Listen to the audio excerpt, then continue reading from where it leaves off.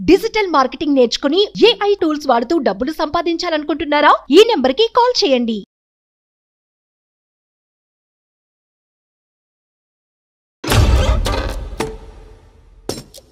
నమస్తే కళ్యాణ్ గారు. నమస్తే జయ గారు. కళ్యాణ్ గారు, ఇద్దరు ప్రేమికుల మధ్య సమస్య అండి. అది వినటానికి చాలా విచిత్రంగా అనిపించింది నాకు మ్యాటర్ తెలిసిన తర్వాత. తను కూడా వచ్చి కూర్చోటానికి రెడీగా ఉన్నది. మాట్లాడదామండి. తప్పకుండా. ఓకే, తన పేరు సత్య అండి. సత్యారండి.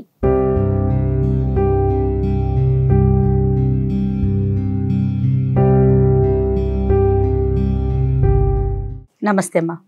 సత్య, చెప్పండి అమ్మా, మీ సమస్య ఏంటి? మేడం, నేను 1.5 year నుంచి నేను ఒకతన్ని లవ్ చేశాను. లాస్ట్ 1 year నుంచి. ఇప్పుడు మేమిద్దరం కలిసి ఉండటం లేదు. ఎందుకంటే తను నన్ను పెట్టే టార్చర్ భరించలేక నేను వదిలేశాను. అతను చాలా నన్ను ఘోరంగా. అసలు ఎట్లా మీ పరిచయం ఎట్లా అయింది? మా పరిచయం మేడం, మేము జాబ్ కోసం ఇక్కడికి వచ్చాము. తను కూడా జాబ్ పర్పస్ లోనే సెర్చింగ్ టైంలో ఇంటర్వ్యూ దగ్గరికి వెళ్ళినప్పుడు అట్లా పరిచయం అయ్యి చాలా మంచివాడు మేడం. బాగుండే అప్పట్లో. ఇంకా కనెక్ట్ అయిపోయాము. తర్వాత పెళ్లి చేసుకుందాము అనుకున్నాము. కొన్ని రోజులు అయిన తర్వాత పెద్దవాళ్ళని ఒప్పించి పెళ్లి చేసుకుందాము, సెటిల్ అయిన తర్వాత అనుకున్నాం. తను ఒక దగ్గర గుమస్తా అటెండర్ కి జాబ్ చేస్తుండే. ఓకే. అట్లా చేస్తున్నప్పుడు బాగానే ఉన్నాం మేడం. నేను సెర్చింగ్ లో ఉండే, తను జాబ్ చేస్తుండే. వాళ్ళ ఆఫీస్కి కూడా వెళ్ళి అప్పుడప్పుడు కలుస్తుండే తనని.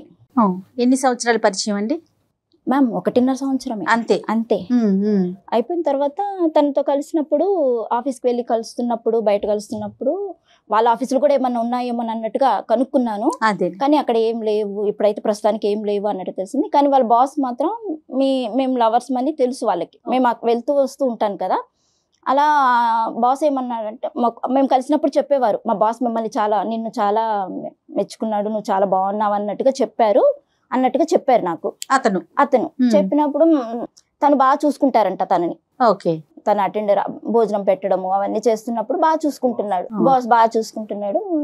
మీరు ఎప్పుడు చేసుకుంటారు పెళ్లి, బాగానే ఉన్నారు, అట్లా అని మాట్లాడుతూ అట్లా ఉండేవాడు. Okay okay. మన ఇద్దరిని కలిసి లంచ్ కి ఒకసారి రమ్మన్నారు అన్నట్టుగా చెప్పారు.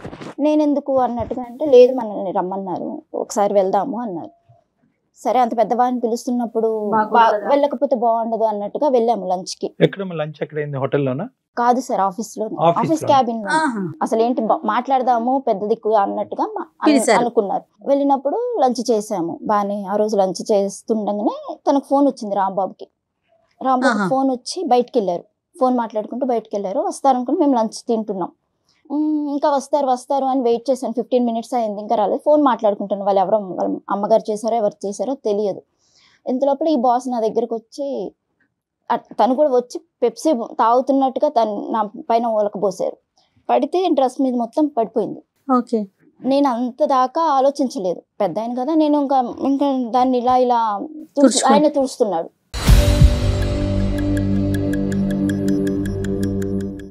ఆయన తుడుస్తుంటే నాకు భయం వేసింది. తీసుకొని బయటకు వచ్చేద్దాము, డోర్ తీసుకొని బయటకు వచ్చేద్దామంటే రాంబాబు కనిపించట్లేదు. లేదు పర్వాలేదు, నువ్వు డ్రెస్ తీసుకో, కావాలంటే నీకు వేరే డ్రెస్ కొనిస్తాము, డ్రెస్ పాడైపోయింది, డ్రెస్ తీసిస్తాను, అది ఇది అని చెప్పారు. ఇంకా నేను రాంబాబు వచ్చేసాడు. చూసాడు రాంబాబు కూడా. చూసి మరి ఇస్తున్నాడు కదా, తీసుకో సార్, నువ్వు విసిగిస్తున్నావేంది, తీసుకో, అనుకోకుండా జరిగింది, అయ్యో పొరపాటు జరిగిపోయింది అన్నట్టుగా. అంటే ఇంకా నేను రాంబాబు చెప్పాడు అన్నట్టుగా తీసుకొని వచ్చేసాను, బయటకు వచ్చేసాము. చేశారు తుడిచినట్టుగా నన్ను తడమడానికి. ఆగిపోలేదు సార్. నీకు నేను కొత్త డ్రెస్ కొనిస్తాను కదా, నీకు డ్రెస్ పాడైపోయింది అంటే నాకు అర్థమైపోయింది. రాంబాబు కూడా రాలేదు, భయం వేసింది.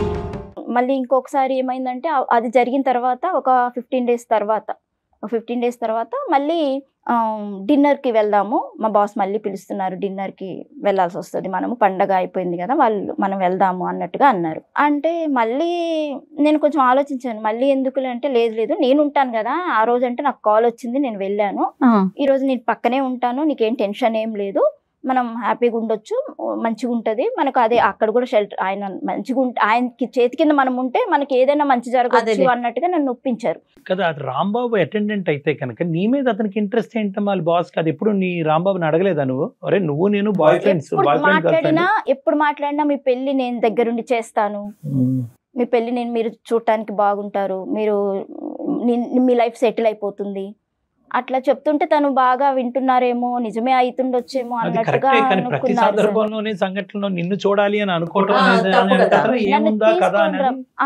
తీసుకొని అప్పటికి నేను రాంబాబుని నమ్మాలా లేకపోతే ఆయన్ని నమ్మాలా, ఈ రెండు విషయాలలో జరిగిన విషయాలలో కొంచెం కన్ఫ్యూజ్ గానే, కొంచెం భయంగానే ఉంది మేడం నాకు. ఫైనల్ గా వెళ్ళావమ్మా? వెళ్ళాను సార్. ఎక్కడికి? అది వాళ్ళ గెస్ట్ హౌస్ కి గెస్ట్ హౌస్ కి.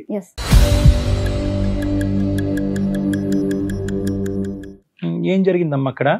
సార్ అక్కడికి వెళ్ళిన తర్వాత హాల్లో వాళ్ళు కూర్చొని డ్రింక్ చేస్తున్నారు. అంటే ఏం పర్వాలేదు, నేను ఉంటాను, నేను ఏం తీసుకోను, డ్రింక్ ఏం ఎక్కువ నేను డ్రింక్ చెయ్యను అన్నట్టుగా చెప్పారు. ఎవరున్నారమ్మా? రాంబాబు వాళ్ళ బాస్ తో పాటు ఎవరైనా ఉన్నారా? అతను ఒకరే ఉన్నారా? సార్ అతను ఒక్కరే ఉన్నారు. రాంబాబు కూడా తాగుతున్నాడు? రాంబాబు నేను ఎక్కువ తాగను అని చెప్పారు సార్. నువ్వు జస్ట్ నాకు ఏమైనా ఆమ్లెట్ ఏదైనా ఫ్రై చేసి ఇచ్చేసేయి నాకు, నువ్వు అసలు యాక్చువల్లీ నేను వంట బాగా చేస్తాను అని చెప్పబట్టి కూడా రమ్మన్నారు. వంట బాగా చేస్తావు అంటే ఫుడ్ ఏమన్నా ఉంటుంది కదా అన్నట్టుగా తీసుకొని రమ్మని చెప్పారు. సరే అన్నట్టుగా ఇంకా వెళ్ళాను. ఆమ్లెట్ తీసుకురా అని చెప్పారు. సరేనన్నా వెళ్ళి తీసుకొచ్చాను. ఆయన ముందు చెప్పలేక కొంచెం చూసుకో అనుకుంటూనే పక్కన కూర్చున్నాను కొంచెం దూరంలో. ఇంత లోపల రాంబాబు 1 by 1 ఒక బాటిల్ మొత్తం కంప్లీట్ చేసేసారు. చేసేసి ఇంకా పడిపోయింది. రాంబాబు వెళ్ళిపోదాం లేదు అంటే, లేదు ఆ అబ్బాయి లేస్తాడు, ఏం కాదు, ఎక్కువ ఏం తాగలేదు అది అన్నట్టుగా చెప్తున్నారు సార్ కూడా. లేపి విసుకొచ్చి నేను కొంచెం పక్కకెళ్ళి నిలబడ్డాను. ఈయన వచ్చారు, సార్ వచ్చారు, మిస్బిహేవ్ చేయడం మొదలు పెట్టారు. అది ఎక్కడ ఇల్లు ఎక్కడ ఆ ఏరియా ఎక్కడుందో తెలియదు, చీకటి. ఈయన ఏమో తాగి పడిపోయాడు. ఏం చేయాలో అర్థం కాలేదు మేడం నాకు. ఏం జరిగిందమ్మా? ఆయన వెనక నుంచి వచ్చి గట్టిగా పట్టుకున్నారు సార్. మరి నువ్వు అరిచి వదిలించుకునే ప్రయత్నం చేశాను. రాంబాబుని లేపడానికి ప్రయత్నించాను. రాంబాబు కూడా లేదు సార్. ఏమన్నాడమ్మా బాస్? ఏమన్నాడు అంటే ఇది రాంబాబు ఎందుకు లేస్తాడు? రాంబాబే తీసుకొచ్చాడు నిన్ను నా దగ్గరికి.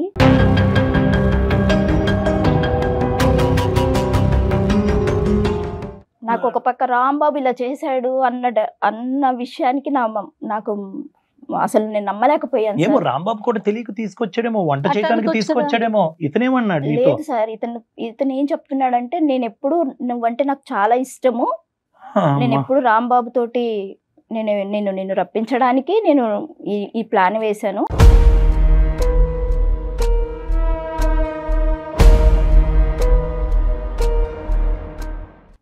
నీవంటే నాకు ఇష్టము, రాంబాబుకి తెలుసు, మొత్తం తెలుసు. ప్లాన్ అంటూ ఏమీ లేదు ఇక్కడ. రాంబాబుకి చెప్పాడు, రాంబాబుని నా దగ్గర తీసుకురమ్మన్నాడు కాబట్టి రాంబాబు ఒప్పుకుని నీ దగ్గర తీసుకొచ్చాడు. అంతే. గర్ల్ ఫ్రెండ్ ని తీసుకొచ్చాడు అతని దగ్గరికి. ఇది ఇప్పుడు ప్లాన్ కాదు, ఎప్పటి నుంచో ప్లాన్. వాళ్ళు ఎప్పటి నుంచో ప్లాన్. బహుశా ఆఫీస్ రూమ్ లోనే ఆ లంచ్ టైం అప్పుడే జరిగేది, అక్కడ మిస్ అయింది, ఇక్కడ కనెక్ట్ అయింది, అంతే కదా. నన్ను నమ్మించింది రాంబాబు సార్, నన్ను నమ్మించి తీసుకెళ్ళింది రాంబాబు. నేను నమ్మాను సార్ రాంబాబుని.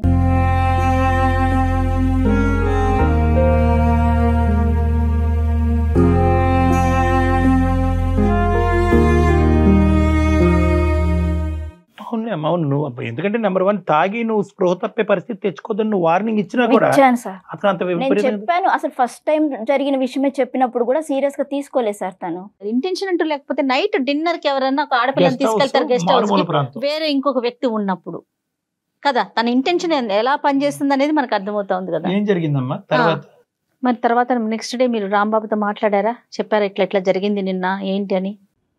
నేను వెళ్ళిపోయాను మేడం ఇంటికి. ఇంకా అక్కడ ఆ రోజుతో వెళ్ళిపోయారా? వెళ్ళిపోయాను మేడం. వెళ్ళిపోయిన తర్వాత నాకు ఒక వీడియో వచ్చింది మేడం, ఫోన్ కి ఒక వీడియో వచ్చింది. తెల్లారంగా అయిపోగానే ఒక వీడియో వచ్చింది. వీడియోలో మొత్తం అక్కడ జరిగిందంతా నాకు వీడియో వచ్చింది మేడం.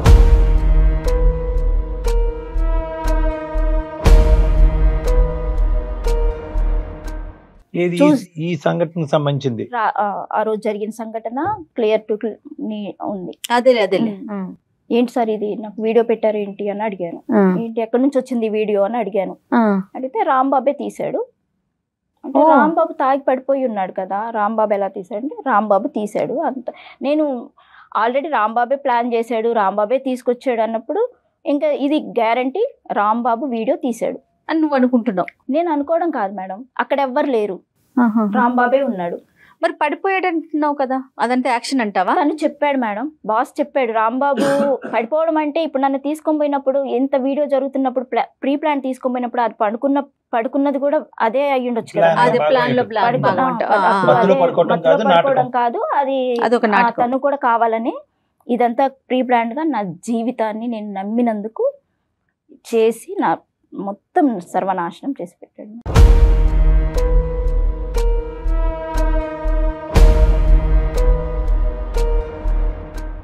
ఇప్పుడు ఆ వీడియో పంపించేయమంటాడు అతను. వీడియో వచ్చింది, రాంబాబు తీశాడు, నేను నీతో మాట్లాడాలి ఒకసారి, ఈ రాంబాబు విషయం నీతో మాట్లాడాలి, ఈ రాంబాబు ఎలాంటి వాడో నీకు తెలియాలి అని చెప్పారు మేడం. అంటే ఆల్రెడీ నేను రాంబాబు చేయబట్టే కదా నా జీవితం ఇట్లా అయిపోయింది. ఇట్లా జరిగిన ఈ రాంబాబు చేసిన దాంట్లో నీకు నేను మంచి జాబ్ ఇస్తాను, రాంబాబు సంగతి వదిలిపెట్టేసాయి, నేను నీకు జాబ్ ఇస్తాను అని చెప్పారు. వీడియో ఒకటి నేను జాగ్రత్తగా పెట్టుకుంటాను నా దగ్గర. బెదిరించాడు ఏమైనా? అది బెదిరింపు ప్లస్ చెప్తున్నాడు నాకు ఆ పరిస్థితిలో ఆ వీడియో ఒకటి దగ్గర పెట్టుకున్నారు, ఈ రాంబాబు ఇట్లా చేశాడు, నాకు ఇప్పుడు ఆ పరిస్థితిలో నేను ఏం చేయాలో నాకు అర్థం కాలేదు మేడం. నీకు మంచి జాబ్, మా ఆఫీస్ లో మంచి జాబ్ ఉంది, నువ్వు చేసుకో. కానీ ఇది ఈ మొత్తం దాంట్లో ఎక్కడ రాంబాబు యొక్క ఒపీనియన్ తీసుకోవడానికి ట్రై చేయలేదమ్మా నువ్వు?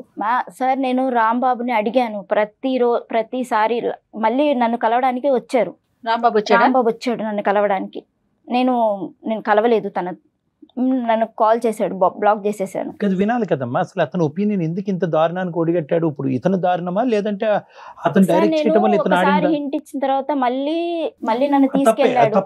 తీసుకెళ్ళిన అతను ఈ బాస్ చెప్పే ప్రతి విషయానికి మ్యాచ్ అవుతున్నాయి. నిన్ను ఆ రోజు ఇన్ని గంటలకు రమ్మన్నాను, ఈ టైంకి రమ్మన్నాను, తెలిసిపోతుంది సార్. అక్కడ రాంబాబు ప్రమేయం ఖచ్చితంగా ఉంది సార్. ఇంకొక క్లారిఫికేషన్, రాంబాబు సంజయ్ అక్కర్ లేకుండా నువ్వు ఇంకా రాంబాబుతో మాట్లాడటానికి ఇంకా నా జీవితం తీసుకుపోయి వాడు అప్పగిచ్చిన వేరే వాళ్ళకి అప్పగిచ్చిన తర్వాత నమ్మి వచ్చిన అమ్మాయిని, నేను పెళ్లి చేసుకుంటానని నమ్మి వచ్చిన అమ్మాయిని తీసుకుపోయి వేరే వాళ్ళకి అప్పచెప్పిన తర్వాత ఇంకా నేను ఏం క్లారిఫికేషన్ తీసుకోవాలి సార్ ఆయన దగ్గర?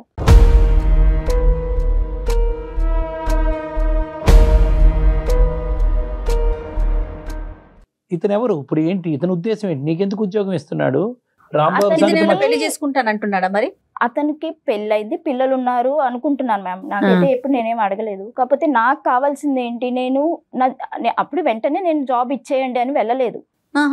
వెంటనే నాకు జాబ్ వస్తుంది. నేను ఎక్కడ చూసినా ఎక్కడ ఏ జాబ్కి వెళ్ళినా నేను అంతా ఏం చదువుకోలేదు మేడం, ఇంటర్మీడియట్ కూడా సరిగ్గా లేదు. ఎక్కడ పోయినా ఆ 10,000 5,000 వాటితోటే వస్తున్నాయి. ఆ రోజు కూడా డ్రెస్సులు కానీ అప్పటికప్పుడే 5,000 ఇచ్చాడు. ఓకే, మీకు పెళ్లి చేస్తాను, మీకు 50,000 ఇస్తాను, నేను దగ్గరుండి చేస్తాను అని చెప్పారు. మంచిగా అతను బాగా సెటిల్డ్ పర్సన్. అతని దగ్గర కేవలం డబ్బు కోసం అని కూడా కాదు, నా పరిస్థితులు బాగాలేవు, నా రాంబాబు మీద కోపం, ఆ పరిస్థితిలో ఈ రాంబాబు మీద కక్షతోటి కోపంతో నేను అసలు తీసుకొని పెట్టాడు అన్న ఉద్దేశంతో నెల రోజులు నేను డిప్రెషన్లోకి వెళ్ళిపోయాను మేడం.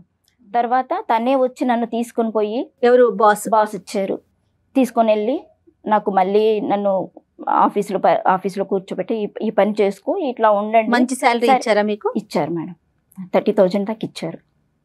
చేస్తున్నాను నేను ఇప్పటికి కూడా అక్కడే చేస్తున్నాను. స్టిల్ ఇప్పుడు అక్కడే వర్క్ చేస్తున్నాను మ్యామ్. ఓకే, నేను అదే చెప్తున్నాను కదా మ్యామ్, ఇంకా నా జీవితాన్ని నేను చూసుకున్నాను, అయిపోయింది. మళ్ళీ ఆ రాంబాబు మళ్ళీ నెల తర్వాత వచ్చి మళ్ళీ ఆ డబ్బులు ఇవ్వు. ఇప్పుడు నేను అక్కడ తెలిసిపోయింది కదా నేను ఎక్కడ పని చేసేది, అక్కడే రాంబాబుని అప్పుడే తీసేసాడు పనిలో నుంచి.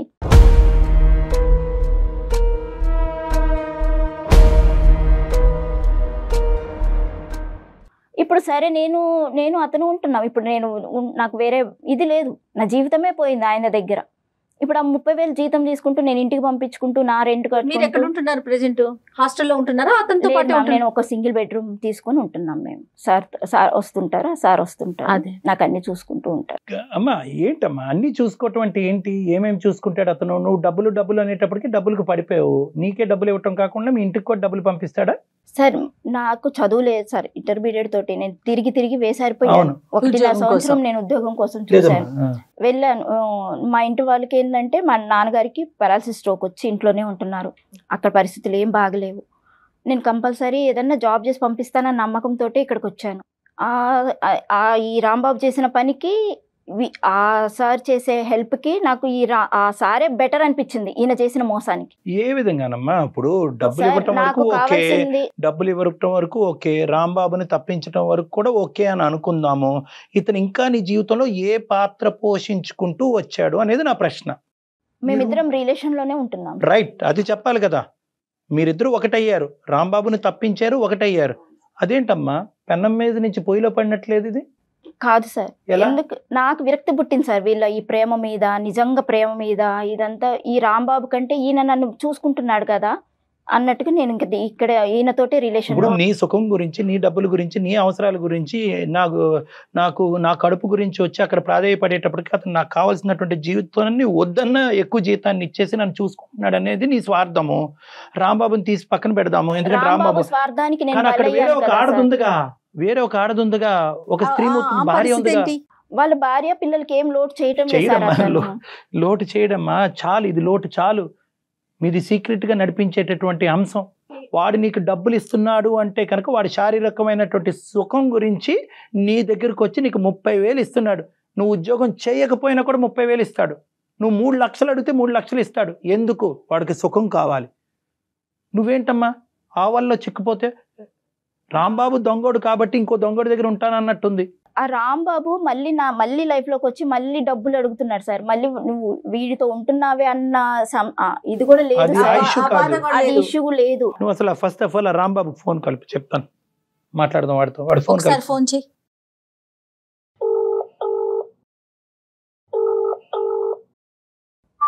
హలో రాంబాబు. సత్య, ఎక్కడున్నావు?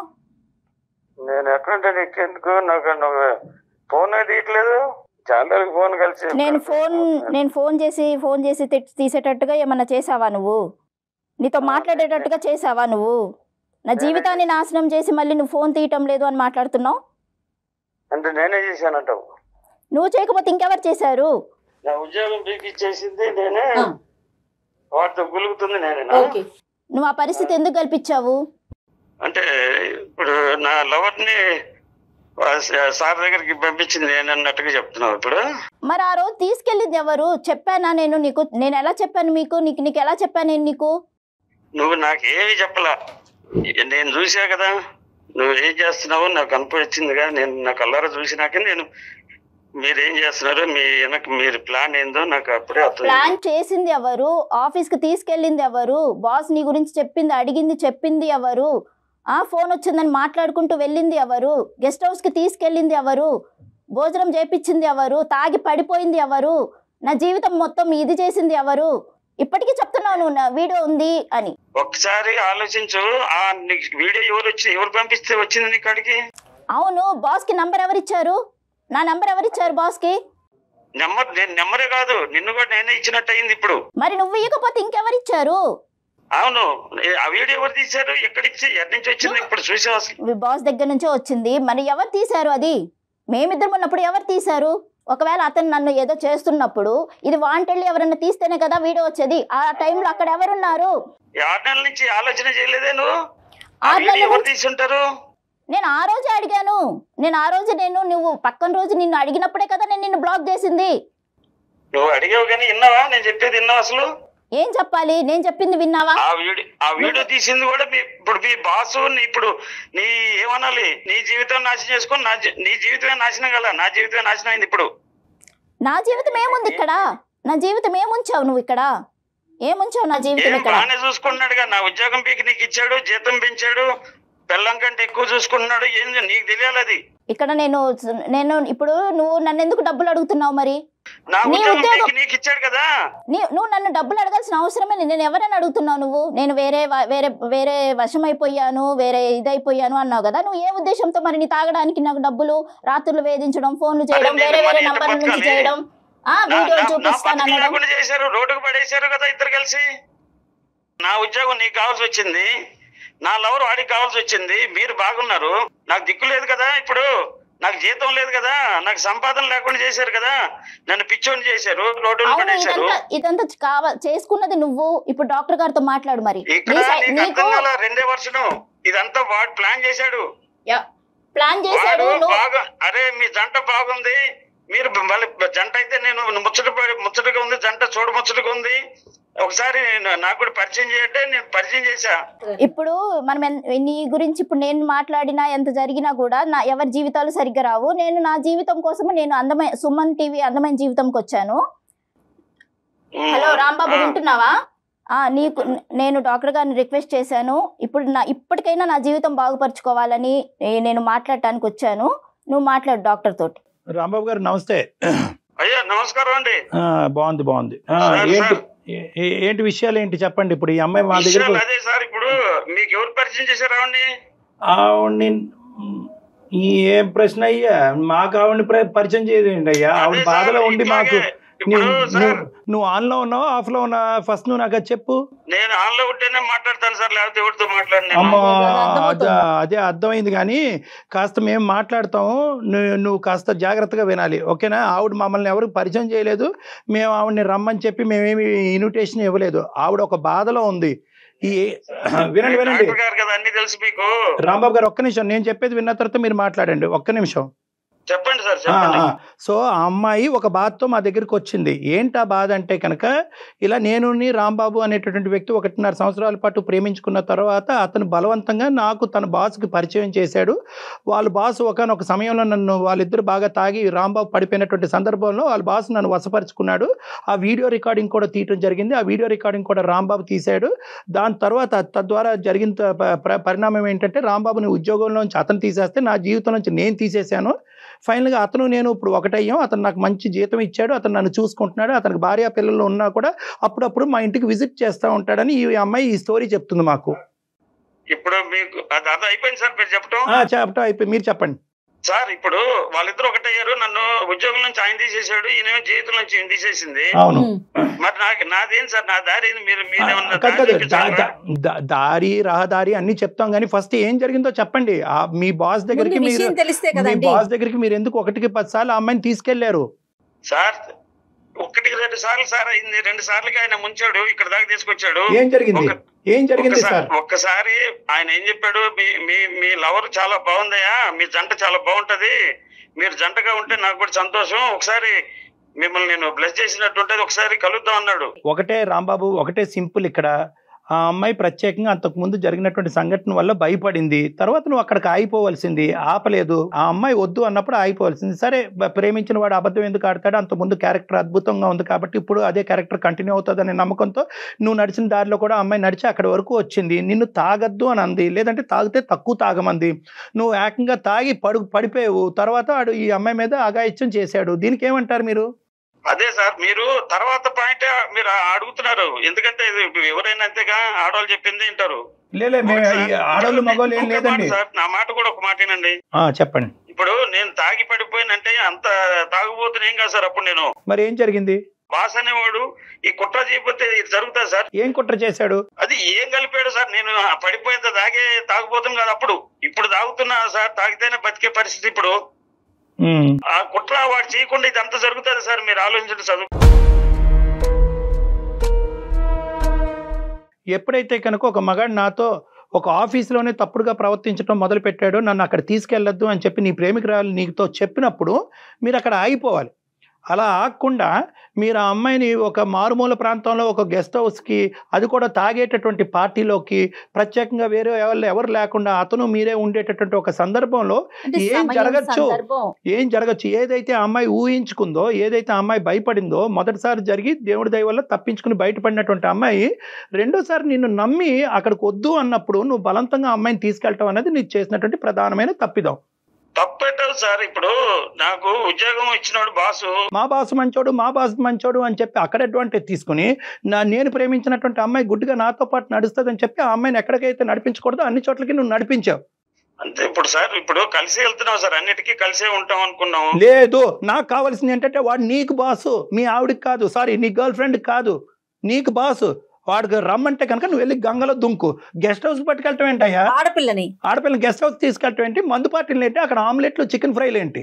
రాంబాబు ఒకటి నేను చెప్తున్నాను, నువ్వు నిజంగా అన్యాయం అయిపోయావా, లేదంటే నీ జీవితం ఒక ఆడపిల్ల ప్రేమించినటువంటి ఆడపిల్ల నీకు దక్కకుండా పోయింది, ఉన్నటువంటి ఉద్యోగం పోయింది, నీ కడుపు మీద వాళ్ళకి తన్నారు, ఇవన్నీ నిజాలే, కాదనట్లేదు. కానీ ఈ కార్యక్రమం అంతా ఎక్కడి నుంచి మొదలైంది? ఆ అమ్మాయి కూడా ఇప్పుడు నిన్ను తిడుతూ నువ్వు చేసినటువంటి తప్పుని వేలెత్తి చూపెడుతూ ఇక్కడ మా ఎదురుగుంటా ఉండేటటువంటి సత్య చేసేటటువంటి పనిని మేము సమర్థించట్లేదు.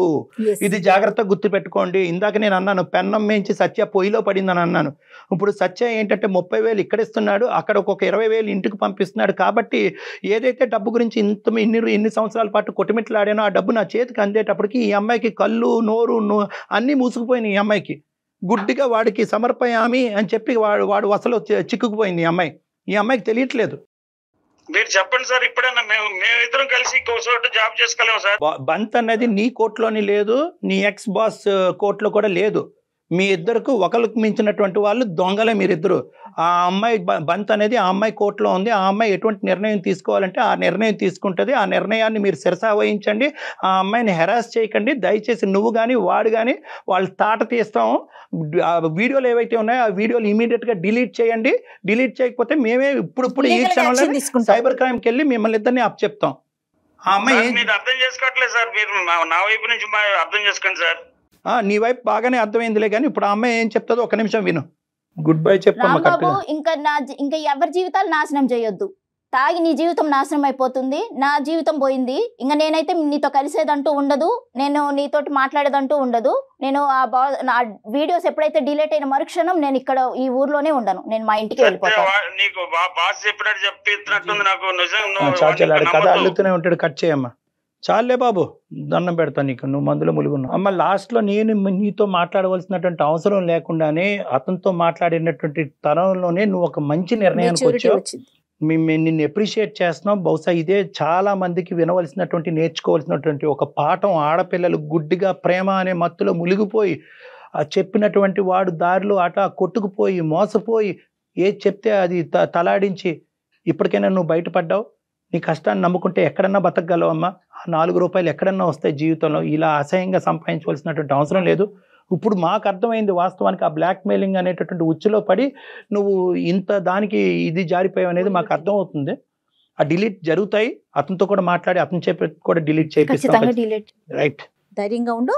డాక్టర్ గారు చెప్పినట్లు అతనితో మాట్లాడు. రైట్, నమస్తే.